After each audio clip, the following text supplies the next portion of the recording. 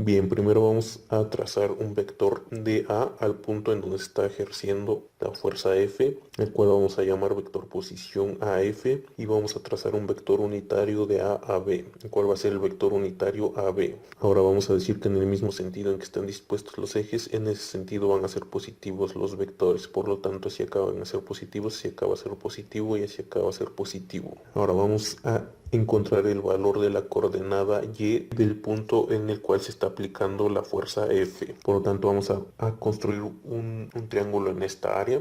Como podemos observar, lo que es este cateto está de forma paralela al eje Y. Este cateto está sobre el eje X, por lo tanto esos dos catetos forman un ángulo de 90 grados y el cateto opuesto lo vamos a llamar Y1. Y aquí nos están diciendo que hay un ángulo de 45 grados. Entonces, aplicando la trigonometría en ese triángulo que hemos construido, nos queda que Y1 es igual a 0.15 metros por el seno de 45 grados y esto nos da un valor de 0.11 metros. Ahora vamos a construir otro triángulo en esta área y como podemos observar, este cateto es paralelo al eje Y y este otro cateto es paralelo al eje X. Por lo tanto, esos dos catetos forman un ángulo de 90 grados. A este cateto lo vamos a llamar Y2. Ahora, como podemos observar, lo que es el tubo BC y la llave forman un ángulo de 90 grados. Entonces, para poder encontrar el valor del ángulo de este triángulo que está en morado, debemos de encontrar primero el ángulo de este triángulo que está en naranja. Si sabemos que los tres ángulos de un triángulo deben de sumar 180 grados, por lo tanto, a 180 grados le restamos 45 grados y le restamos 90 grados y nos da un valor de 45 grados. Ese es el valor de este ángulo. Ahora que sabemos el valor de este ángulo y de este otro ángulo, y también sabemos que todo este ángulo es un ángulo llano de 180 grados, entonces a 180 grados le vamos a restar 45 grados y 90 grados.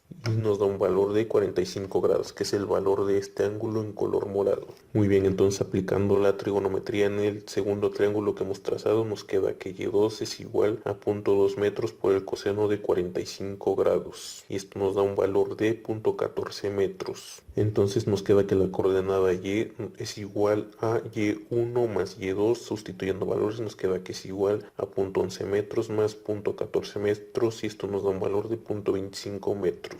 Entonces la fuerza F nos queda que es igual a menos F por K. El vector posición AF nos queda que es igual a 0.5I más 0.25J y el vector unitario AB nos queda que es igual a 0.5i entre la raíz de 0.5 al cuadrado y esto nos da un valor de i.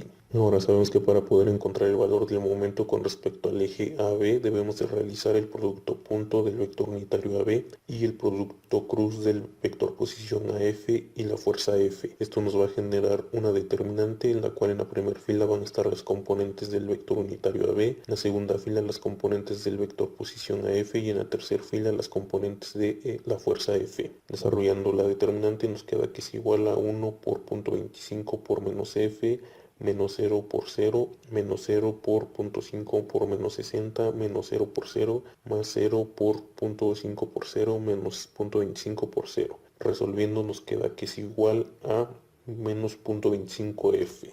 Ahora el ejercicio nos dice que el momento con respecto al eje AB es de 5 newtons metro, por lo tanto sustituyendo su valor nos queda que menos 5 es igual a 0.25F, despejando a F nos queda que F es igual a menos 5 entre menos 0.25, resolviendo nos da un valor de 20 newtons. De esta forma es como encontramos el valor de la fuerza F que se aplica al maneral de la llave.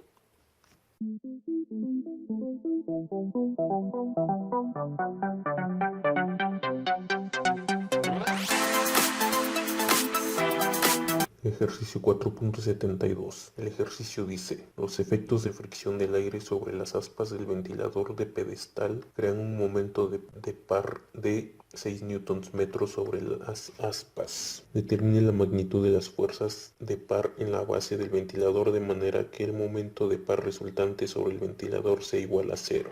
Bien, vamos a decir que todos los momentos que tengan sentido antihorario van a ser positivos, por lo tanto suma de momentos es igual a 0. y nos queda que menos 6 newtons metro más la fuerza F por 0.3 metros es igual a 0. Despejando a F nos queda que F es igual a 6 newtons metro entre 0.3 metros. Metros con metros se elimina y esto nos da un valor de 20 newtons. Es el valor de la fuerza F que se necesita para que la suma de momentos sea igual a 0.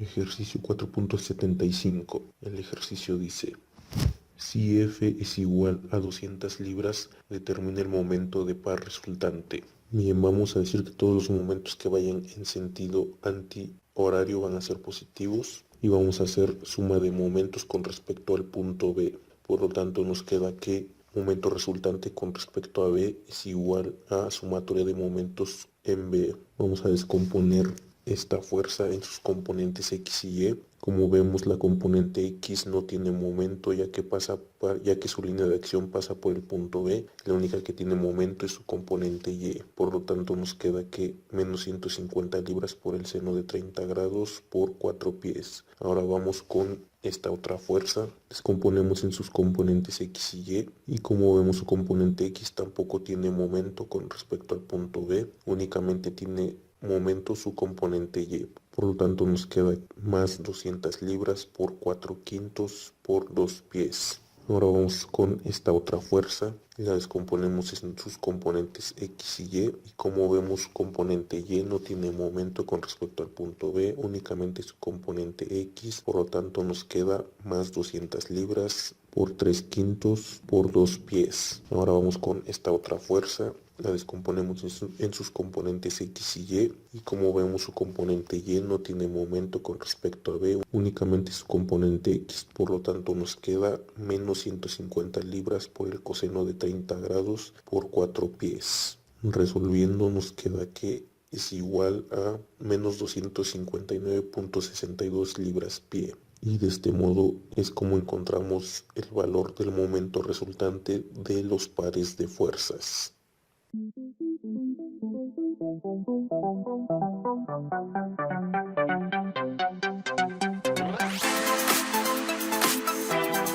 Ejercicio 4.76. El ejercicio dice: determina la magnitud requerida de la fuerza F si el momento de par resultante sobre el marco es de 200 libras pie en el sentido de las manecillas del reloj. Muy bien, como se trata de momentos pares, entonces podemos hacer sumatoria de momentos con respecto a cualquier punto que nosotros elijamos. Vamos a hacer suma de momentos con respecto al punto B. Entonces vamos a elegir el punto B y vamos a hacer sumatoria de momentos con respecto al punto B.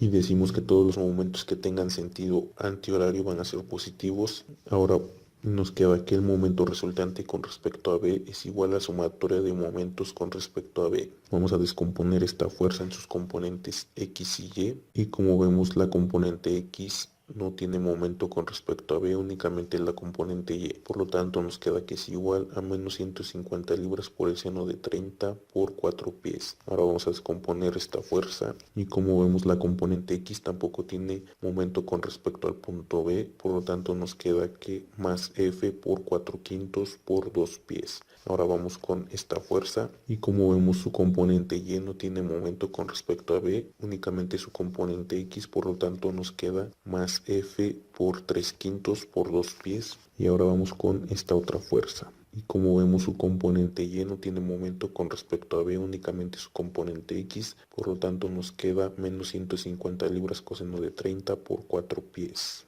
Resolviendo, nos queda que el momento resultante con respecto a B es igual a menos 819.62 libras pie más 2.8 pies de F. Ahora nos dicen que el momento resultante es de 200 libras pie en sentido de las manecillas del reloj. Por lo tanto, sustituimos el valor del momento y nos queda que menos 200 libras pie es igual a menos 819.62 libras pie más 2.8 pies de F. Despejamos a F y nos queda que F es igual a menos 200 libras pie más 819.62 libras pie entre 2.8 pies. Pies con pies se elimina y nos da un valor de menos 221.3 libras. Y de este modo es como encontramos el valor de la fuerza F.